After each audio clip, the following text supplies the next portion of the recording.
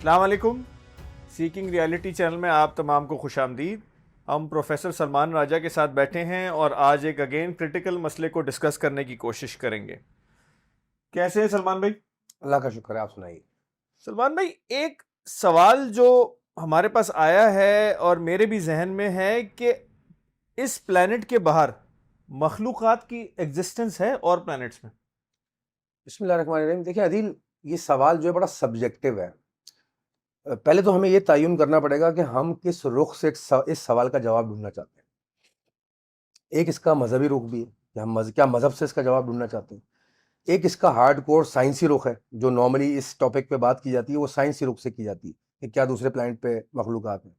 एक इसका फलसफियाना रुख भी है कि क्या फ़लसफ़े से हमें इस बात की समझ में आ सकती है। फिर इसका एक रूहानी रुख भी है जो कि मज़हब और साइंस और फ़लसफ़े से अलग है। तो हम एक करके डिस्कस कर लेते हैं इसको। आप कौन सा चाहते हैं मैं पहले? मुझे पहले इसका साइंटिफिक ओपिनियन बताया।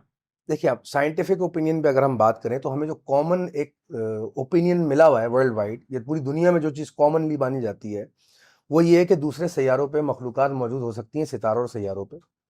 और उसको अभी हम ढूंढ रहे हैं, तलाश कर रहे हैं, मार्स जा रहे हैं और सोलर सिस्टम से बाहर हमने प्रोब्स भेजे हैं, लेकिन अभी तक हमें कोई कामयाबी नहीं हुई। दूर दूर तक हमें कुछ नजर नहीं आ रहा। कॉन्स्पिरेसी थ्योरी तो सलमान भाई बहुत सुनी है, मगर कोई आप कहते हैं कोई वैलिड एविडेंस नहीं है। देखिए, मेरी अंडरस्टैंडिंग तो इसकी और बिल्कुल बरक्स है। यानी कि मैं तो बहुत बुनियाद से शुरू करता हूँ कि हमने जो ढूंढने की तलाश का जो डायमेंशन सेट की है, क्या हम उस डायमेंशन में ही तो गलत नहीं है? ये तो बाद में तयन किया जाएगा कि हैं या नहीं। ये साइंटिफिक पर्सपेक्टिव में आप बोल जी, रहे हैं? अच्छा। मिसाल के तौर पर किसी भी प्लेनेट के ऊपर जब हम होते हैं तो उस प्लेनेट के हिसाब से हम उसका वक्त का तयन करते हैं। जैसे हम अर्थ के ऊपर है, हमारा टाइम जो है वो अर्थ के साथ रोटेशन और रेवोल्यूशन के हिसाब से चलता है। अच्छा, एक और चीज़ जो हम गौर नहीं करते कि अर्थ का एक एटमॉस्फेयर है, यानी कि जिस मादे से ये ज़मीन प्लेनेट अर्थ बनी है उस मादे से उसका एटमॉस्फेयर भी बना है। और ये जो जिस्म आपने, मैटर का जिस्म आपने इस दुनिया में लिया हुआ है, ये भी it is compose of the matter found on earth. यानी कि आपका जिस्म इस दुनिया के मादे से ही बना है, मार्स की मिट्टी से आपका जिस्म नहीं बना। बिल्कुल सही। तो कॉमन लॉ यूनिवर्स में ये है कि कोई भी प्लेनेट जहाँ पर उसके एटमॉस्फेयर के अंदर जो मखलूक़ात सर्वाइव करती हैं, उन मखलूक़ात का चीज़ों को देखने का एक फ्रीक्वेंसी, एक बैंडविड्थ होती है, जैसे हमारी भी है। हमें बहुत सारी चीज़ें विजिबल बैंडविड्थ में नज़र नहीं आती। ओके। तो पहले सही हमें है। ये तयन करना पड़ेगा कि हम सही बैंडविड्थ में मखलूक़ात ढूंढ रहे हैं, नहीं ढूंढ रहे हैं। Yes, this is an interesting argument. What you mean to say is कि हो सकता है कि उधर मखलूक का एग्जिस्टेंस किसी और फॉर्म में हो जो हमारी समझ से कासिर है। किसी और फॉर्म में भी अदील, और किसी और फ्रीक्वेंसी में भी एग्जिस्ट करती हूँ। मैं मिसाल दे देता हूँ इसकी। इजी, आप जो कुछ भी देखते हैं इन आंखों से, क्या सब कुछ नजर आता है आपको? अल्ट्रा वायलेट रेज नजर आती है, नहीं। वाईफाई नजर आता है, नहीं। इंफ्रारेड नजर आती है, क्यों नजर नहीं आती? क्योंकि आपकी आंखें जो हैं, जो डिजाइन हुई हुई हैं, वो उस एनर्जी बीम को कैप्चर ही नहीं कर सकती। आपका ब्रेन उनको प्रोसेस नहीं कर सकता। एग्रीड? अब फर्ज करें मार्स के अंदर को मखलूकात जो बस रही हैं वो इस विजिबल बैंडविड्थ में आती ही नहीं है। मैं कह रहा हूँ आपको 2000 साल तक भी नजर नहीं आएंगी। ठीक है, सही है। अच्छा, अब क्रिटिकल तो आप क्या समझते हैं कि हैं या नहीं है? देखिए, मेरा बुनियादी, मैंने जैसे अर्ज किया था कि इस सवाल का जवाब हमें बड़ा सब्जेक्टिवली ढूंढना पड़ेगा। नंबर वन, अगरचे ये बात वैलिड है जो मैंने अभी आपको एक कॉन्सेप्ट एक्सप्लेन किया, तो फिर डेफिनेटली वहां पे मौजूद है, लेकिन हम उस डायमेंशन से, उस फ्रीक्वेंसी से देख नहीं रहे उसको। ठीक है। सही है जी। इसको मैं फर्दर एक्सप्लेन भी इस तरह कर सकता हूँ कि इमेजिन करें, मार्स का जो भी एटमॉस्फेयर है उसमें जो भी मखलूकात बसती हैं वो मार्स के एटमॉस्फेयर के मुताबिक उनकी बॉडीज हैं, और उनकी विजिबल बैंडविड्थ जो है वो मार्स के एटमॉस्फेयर के मुताबिक है। इसी तरह वीनस में। और मजे की बात तो ये कि जो मार्स में बसने वाली मखलूकात होंगी, उनको जब वो जमीन की तरफ देखते होंगे तो उनको जमीन इसी तरह खाली नजर आती होगी जिस तरह हमें मार्स खाली नजर आता है। Good argument. तो फिर इसका रिलीजियस पर्सपेक्टिव क्या है? अच्छा, अफसोस की बात तो ये है कि साइंस इतनी तरक्की बजाय हमें नजर आती कर गई है, लेकिन साइंस ने इन डायमेंशंस को एक्सप्लोर नहीं किया। अब अमेजिंग बात बताऊं, अब रिलीजन यहाँ पे कहाँ आता है? इन डायमेंशंस पे इशारे अगर किसी ने दिए हैं हिस्ट्री के अंदर, तो वो सूफी और औलिया हजरात। How interesting is this. अच्छा, वो किस तरह उन्होंने दिए? उन्होंने जब स्पिरिचुअल करिकुलम को एक्सप्लेन किया, और जब स्पिरिचुअल जर्नी पे आप चलते हैं तो आपको दूसरी डायमेंशंस और दूसरे जो आपके आपके जो सेंसेस हैं वो जब एक्टिवेट होते हैं, स्पिरिचुअल सेंसेस, तो आपको वो मखलूकात, वो डायमेंशन नजर आने लग जाती है। यानी कि आपका विजन, आपका नजरिया बदलता है, आपकी नजर बदलती है, आपके हवास बढ़ जाते हैं। स्पिरिचुअलिटी में कहते हैं कि 5 हवास तो इंसान को अल्लाह ने बॉडी में दिए हैं, और 18,000 हवास जो हैं यानी कि सेंसेस, वो स्पिरिचुअली दिए हैं, रूह को दिए हैं। जिस तरह आपकी जबान है, आप टेस्ट करते हैं, इस तरह रूह की भी जबान है, वो भी चखती है मजा। जिस तरह आपके कान है, रूह के भी कान है, रूहानी आवाज भी आप सुनते हो।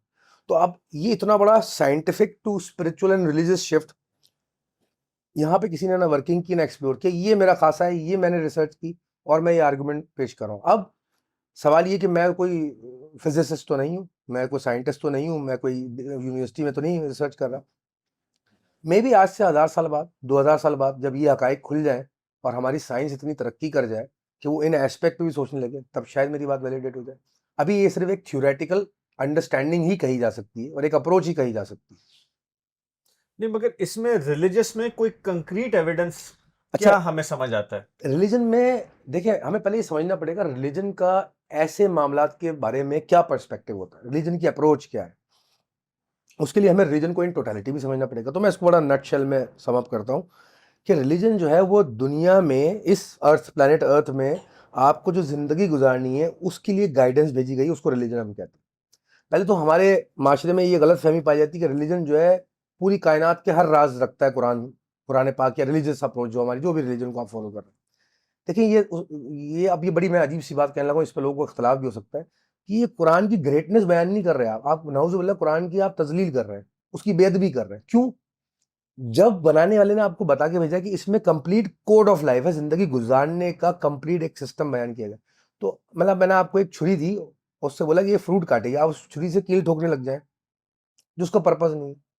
अच्छा, Quran complete code of life है, उसमें हर चीज इस तरह से है कि जिंदगी गुजारने की जो भी है, लेकिन वो इन चीजों को टच करता है, टैप जरूर करता है, इसमें कोई शक नहीं। अब रिलीजन कैसे टैप करता है? रिलीजन ये कहते हैं, सारे रिलीजन ये कहते हैं कि क्रिएटर ने इस यूनिवर्स में कई मखलूकात बनाई, जो आप पे कई मखलूकात जाहिर हैं और कई मखलूकात आपसे छुपी हुई हैं।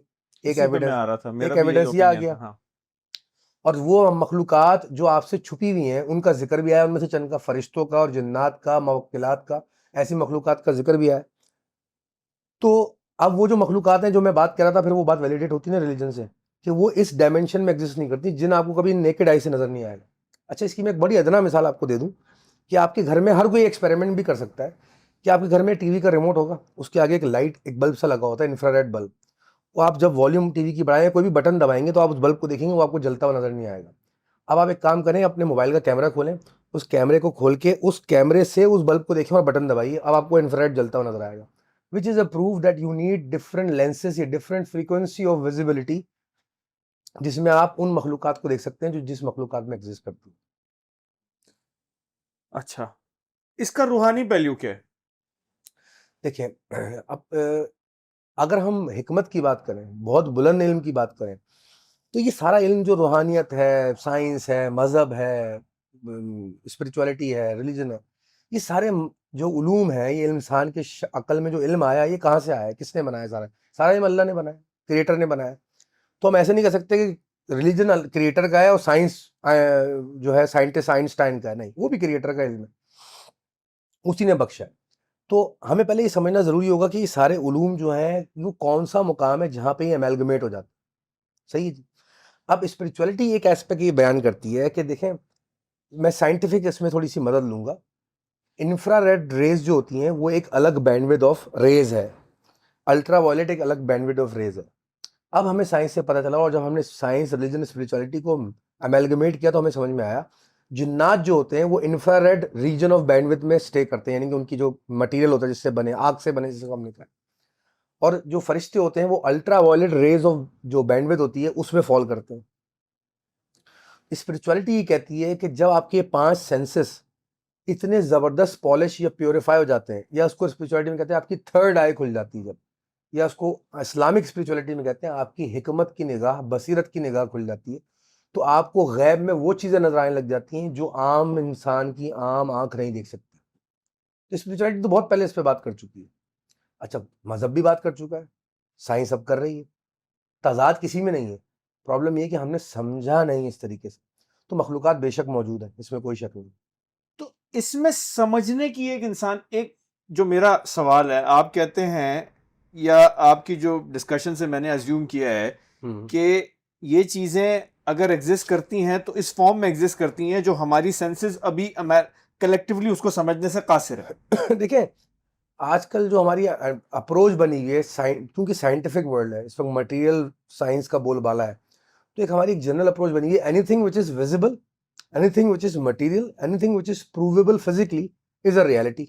जबकि ऐसा कभी भी नहीं था और कभी भी नहीं है।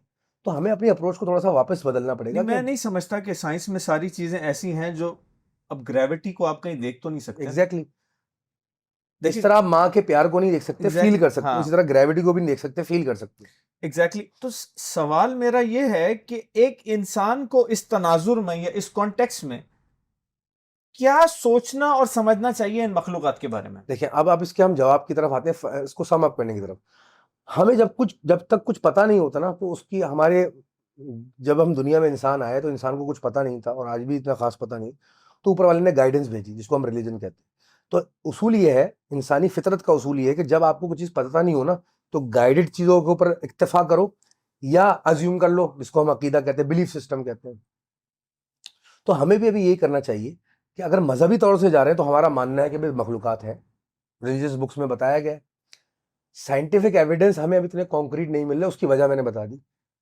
अच्छा ये क्वेश्चन करना कोई गलत बात नहीं कि क्या साइंस ही गलत एंगल पे, मैं नहीं कहूँगा गलत एंगल पे सोच रही, अभी तक साइंस को इतना शऊर आया नहीं कि वो इतना कॉम्प्रिहेंसिवली देख सके। तो मजहबी एंगल से देखेंगे बिल्कुल है मौजूद, साइंसी एंगल से देखेंगे तो हमारा अभी जरा उल्टा हो गया है मामला। साइंस वाले बिलीव करते हैं कि है, अकीदा है उनका, उन्होंने कॉन्क्रीट एविडेंसेस नहीं पेश किए अभी तक, जबकि रिलीजन काफी कंक्रीट है इस मामले में। और जबकि इन जनरल रिलीजन जो है वो बिलीफ सिस्टम पे चल रहा होता है, एविडेंस पे नहीं चल रहा होता। तो साइंस यहाँ पे बिलीफ सिस्टम वाले मयार पे है और रिलीजन यहाँ पे कॉन्क्रीट बिलीफ सिस्टम के ऊपर है कि यहाँ है, हमें क्रिएटर ने बताया। अब आपको इन दोनों के मसलों से हटना है, तो जनाब मैं अर्ज की देता हूँ, बात को यहाँ मुख्तसर करता हूँ कि एक कमरा है जहाँ पे साइंस और मजहब की मुलाकात हो रही है बड़ी धुआंधार किस्म की, और उस मीटिंग के अंदर जो चेयर पर्सन है वो स्पिरिचुअलिटी है, और उस मीटिंग का जो होस्ट है, मीडिएटर है, वो फलसफा है। अगर आपको वो कमरा मिल जाए तो आपकी ज़िंदगी के सारे इफ एंड बट्स खत्म हो जाएंगे, क्योंकि आपका इल्म जो है इतना कॉम्प्रिहेंसिव हो जाएगा कि आपको ये सारी हकीकत है रूहानियत से और फ़लसफ़े से फिर नज़र आने लग जाएगी, यानी कि दूसरी मखलूक़ात आपको नज़र आने लग जाएंगी। तो एक इंसान को इस फलसफे में किस लाइन और लेंथ तक महदूद रहना चाहिए, क्योंकि देखें ये एक ऐसा डोमेन है, मेरा सवाल यहाँ पे ये इसीलिए भी है क्योंकि बहुत सारे लोग इसमें आपको समझ आता है ना निकल जाते हैं, एक अलग डायमेंशन पे निकल जाते हैं।